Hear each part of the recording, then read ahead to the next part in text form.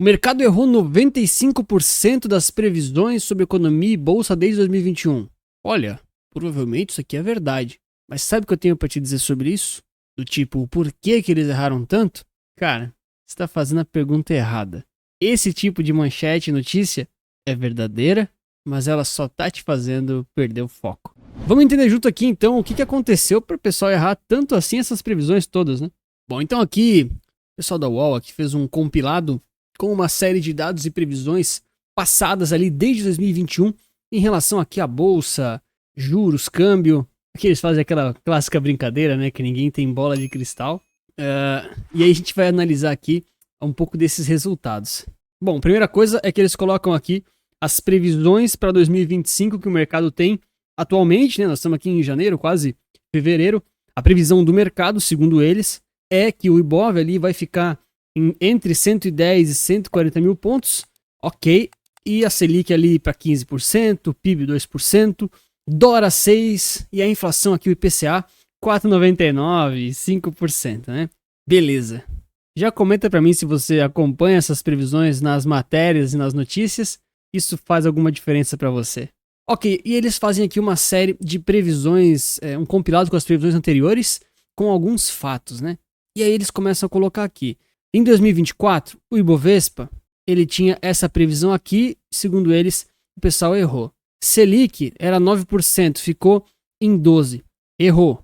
PIB era essa alta, mas o acumulado aqui está bem mais alto. Então, o mercado provavelmente deve errar também, ainda não saiu o número oficial. Dólar, a previsão era de R$5, ficou aqui em mais de 6,15, 6,18, né? Então, errou feio. E a inflação aqui, estimava-se uma alta de 3,90, mas ficou aqui 4,80, quase 5. E aí eles fazem isso para vários e vários anos, tá? Em 2023 também uma série de erros, em 2022 também uma série de erros, em 2021 também a mesma coisa, e eles completam aqui, né, que a taxa de erro é de 95%. De cada 20 quesitos analisados, o mercado só acertou uma vez ao prever o bom desempenho em 2022 ali da bolsa, né? E aí fala que houveram erros bem grosseiros e assim por diante. Olha, já deixa o like para não precisar depender de previsões mirabolantes, nem de matérias como essa. Se inscreve no canal. Agora, antes da gente entender o porquê que é tão difícil de acertar, segundo a própria matéria, é muito importante a gente compreender o seguinte. Cara, se você pergunta para alguém, para mim, por exemplo, o Anthony trabalha no mercado financeiro, o Anthony tem uma empresa lá que faz carteira recomendada, consultoria, faz as coisas lá, faz vídeo pro YouTube, ok, beleza? Se você me perguntar, Anthony, qual que é a sua previsão pro dólar no final de 2025? Olha, eu vou te dar uma resposta, né? Já que você perguntou, eu não quero ser mal educado, mas é uma bobagem se me perguntar isso. É muito amadorismo você perguntar isso para alguém e você ter expectativa de que essa informação tem algum valor de forma isolada. Então, o primeiro erro não é o dos economistas, que eles erram as previsões e eles não acertam. Pessoal, tem uma frase famosa no mercado financeiro. Se você já ouviu ela, comenta aqui embaixo, por favor. Ela é uma frase um pouco mais relacionada com valuation de empresas, tá? E ela diz mais ou menos o seguinte: todos os modelos de valuation de empresas estão errados, mas alguns são úteis. Ou seja, tá tudo errado. Todas as previsões, todas as premissas, todas as análises, todas elas têm algum tipo de erro. Mas não quer dizer que elas são totalmente inválidas ou inúteis. E aí, qual que é a grande questão? Se você é um jornalista ou um investidor muito amador e mal informado, se você fizer uma pergunta para alguém em janeiro, com a expectativa que essa pessoa adivinhe o que vai acontecer em dezembro, cara, assim, ninguém é evidente, né? Esse negócio da bola de cristal aqui em cima é muito real, né? Cara, ninguém tem essa bola de cristal aqui, ninguém sabe o que vai acontecer. Mas ficam fazendo essas perguntas, os caras são obrigados a responder, né? Agora, o ponto todo, isso realmente me incomoda um pouco nessas matérias, porque as matérias estão certas, né? Quem tá errado é quem fica lendo achando que é isso mesmo. É que não houve um follow-up das matérias ao longo do ano, entende? Porque essas previsões que são feitas em janeiro, lá para dezembro, elas vão mudando ao longo do ano. Por isso que a gente tem, por exemplo, aqui, ó, o tal do Boletim Focus.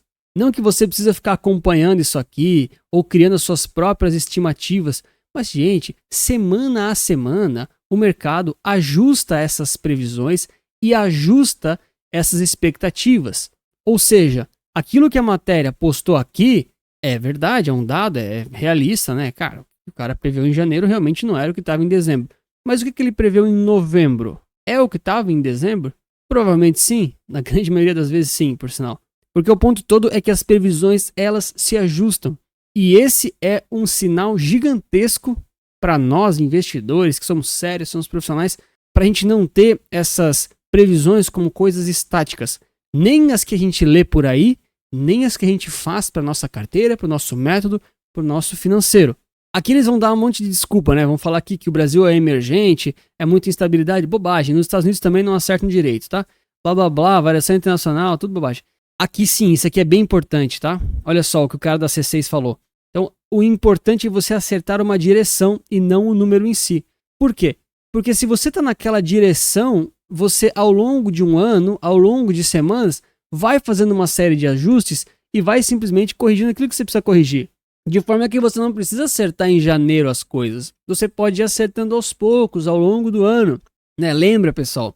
Os caras que erram as previsões aqui, ó, essa mensagem é importante. Essa aqui é pra gente refletir, né? Esses caras aqui, ó, que erram 95% das vezes, estão ganhando muito mais dinheiro do que quem escreveu essa matéria e de que muito provavelmente de quem fica lendo isso e falando, pois é, eles erram bastante, né? Eu não vou acreditar neles. Porque não entendeu o contexto real das previsões. O ponto da previsão não é para ser acertada, ela é uma previsão para ser revisada e ser um instrumento de melhoria para tentar ir para um caminho certo. Se você acha que o mercado, os economistas, o Anthony, o meu concorrente, assim, as previsões deles vão se concretizar. Cara, você está pensando errado, você ainda não evoluiu o suficiente. A previsão ela foi feita para muitas vezes estar errada e te levar para um caminho um pouco mais assertivo. Porque aqui o que o pessoal da matéria está querendo realmente são videntes, né? Uma coisa que realmente prevê o futuro. Cara, não existe isso no mercado financeiro. Pelo menos não para os meros mortais, tá? Eu me considero uma pessoa relativamente normal, né? Não sou um grande gênio do mercado. Inclusive, os grandes gênios também falam que não conseguem prever nada. Aqui eles ainda falam que existe uma certa imprevisibilidade, né? No meio do caminho. Eles falam, enchente no Rio Grande do Sul, o dólar mudou, o presidente não sei do que. É verdade, tudo isso impacta e acontece, mas você tem que ir fazendo isso aqui, ó. Ajustados conforme a leitura do horizonte econômico. Entende? Então, vai havendo ao longo do tempo uma série de ajustes, de correções e de melhorias, de forma que, na maioria dos casos, quem tem alguma previsão e está errando, ainda assim está indo melhor do que quem não tem previsão nenhuma. Mas claro, o certo não é você dar um chutão em janeiro e achar que isso tem que ficar fixo até dezembro. Porque senão realmente você vai errar 95% das vezes, tá? Esse número aqui é mágico para o mercado financeiro. O ponto é, você tem que ter uma previsão e ir ajustando ela ao longo do tempo. E aí que vem a grande sacada. A melhor forma de você fazer as suas previsões, você aí do outro lado, eu também faço as minhas, eu vou compartilhar como é que eu faço.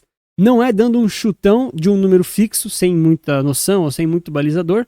E também, para a maioria das pessoas, não é criando um modelo econométrico, estatístico, ultra complexo, tá? Porque assim, isso até funciona em um certo nível, mas isso é bem difícil, assim, bem difícil mesmo.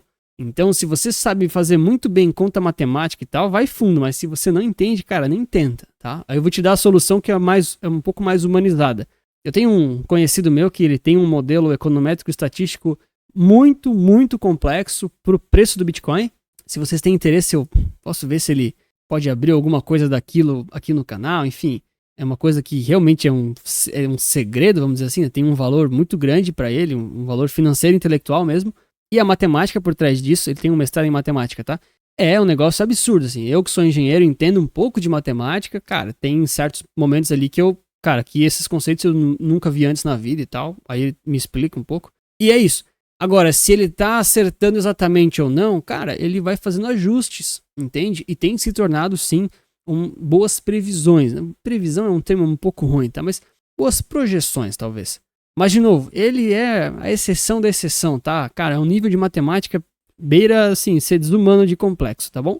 Então, existem formas um pouco mais simples, que eu acho que são muito mais vantajosas de você, eu, cara, 95% das pessoas, 99% das pessoas, fazerem essas tais previsões, claro, ao longo do tempo, fazendo alguns ajustes. E obviamente, lembrando que muito mais importante do que as previsões que você faz, quantas previsões faz, quantas vezes por semana ajusta as suas previsões, e se elas estão dando certo ou se elas estão dando errado, como é que está a sua carteira de investimentos. Cara, a carteira de investimentos, ela tem que ser a prova de decisões ou de previsões erradas. A carteira ela tem que ir se ajustando, e se corrigindo, e se rebalanceando, tem que estar descorrelacionada para você não cair tudo junto, nem subir tudo junto, e isso exige de você uma responsabilidade como investidor muito maior de montar uma carteira de investimentos e seguir ela, do que de ficar fazendo previsãozinha, postando no Twitter, ou mesmo postando no YouTube, assim por diante. De novo, eu não tenho nada contra quem faz previsão, eu também faço, tá bom? Eu também faço, mas eu sei que não é a coisa mais importante da minha vida como investidor e também como profissional que oferece serviços de carteira recomendada, consultoria, assim por diante. Previsões são boas, a gente usa, a gente tem um teto, a gente tem na realidade uma banda, eu vou explicar agora no detalhe, mas isso é ajustado, isso não é uma verdade absoluta, e isso muda conforme o tempo, conforme o ativo, conforme as condições do mercado. Então, se você acha que as minhas previsões aqui também estão nessas dos 95% que estão errados, você está certo. Só que eu reviso toda semana, só que eu não fico dando entrevista para portal de notícias. Ainda, né? Se você tem um portal que quiser me entrevistar, a gente pode conversar. Mas o ponto é, tenha uma carteira, tenha inteligência na estratégia e vá fazendo os ajustes ao longo do tempo. Todo mundo no mercado financeiro faz isso. Ninguém dá ele numa talagada só, tipo uma aposta unilateral para ficar um ano e deu. Ninguém faz isso, cara. É tudo no preço médio, é tudo no ajuste, é tudo no fracionado. Então, nós como pessoas físicas, né, muito mais fácil do que um grande fundo, um grande banco, a gente tem que aproveitar disso e fazer como eles. E se você não entendeu nada do que eu falei, ou ficou meio perdido e não sabe como montar uma carteira de investimentos, eu ofereço as minhas, tá aqui no QR Code ou o link na descrição ali na bio. Acessa lá que está tudo explicado, tanto para crescimento de patrimônio, quanto para renda passiva recorrente. Lembrando, claro, que eu foco muito em ETFs e que eu sou independente de bancos ou corretoras.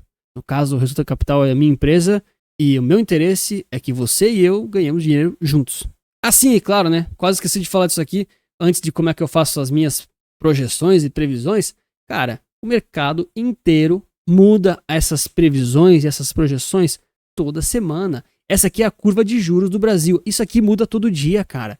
Todo dia o mercado muda a sua expectativa com os juros, com o PIB, inflação, câmbio. Ele muda. O que ele vai lá fazer? Ele compra ou vende um ativo para fazer essa exposição ser maior ou menor na carteira dele. Deu, acabou. É simples assim. As previsões vão dar errado, mas o mercado se ajusta e ninguém fica vendo e ninguém fica sabendo disso. Mas quando vem lá na notícia do jornal, o pessoal fala, o pessoal errou, né? Então todo mundo que errou, ajustou a posição, tá ganhando dinheiro, e o cara que escreveu o jornal, o outro que leu e o outro que pensou errado, estão tudo achando que os caras erraram aquela previsão e então eles perderam dinheiro. Cara, ninguém perdeu dinheiro. Eles tudo ajustaram ao longo do tempo e provavelmente estão tudo ganhando dinheiro. No caso, a gente tem que copiar essa parte que eu acho que é muito boa de se ajustar e botar uma grana no bolso, tá? Acho que isso a gente pode fazer e deve como investidores. Bom, e a forma que eu mais gosto para criar as minhas projeções ou então as minhas previsões de preço, de níveis ou então de crescimentos percentuais, primeiro que eu não faço para tudo isso, tá? Não fico fazendo essas projeções, não fico fazendo todas elas. Eu faço um pouco mais para ativos, mas não no sentido de, em dezembro ele tem que estar nesse preço. Não faço muito nisso, tá? Até porque eu acho que exige um certo acompanhamento que é muito complexo. Mas eu trabalho com o conceito de média e de bandas. Então, eu defino bandas. Eu tenho na minha cabeça cenários. Então, Anthony, qual que é a tua previsão para o dólar? Cara, a minha previsão para o dólar nada mais é do que alguma banda que ele vai poder oscilar ao longo desse ano, considerando aí um horizonte de relativamente curto prazo, aí o último ano, tudo mais tal.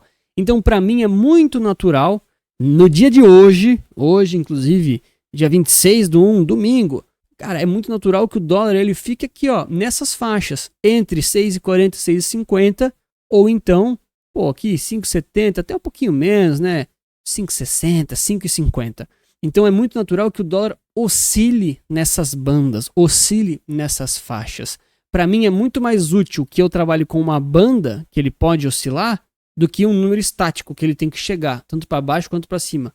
E essa banda, ela é ajustável. Amanhã já vai ser outro número. Daqui a 2 meses pode ser que eu considere que o mercado pode cair um pouco mais, um pouco menos. Isso vai se ajustando conforme o tempo. Então, o que acontece na minha cabeça? Num cenário que o dólar, por exemplo, né? Pegar o exemplo da vez que é o dólar, né?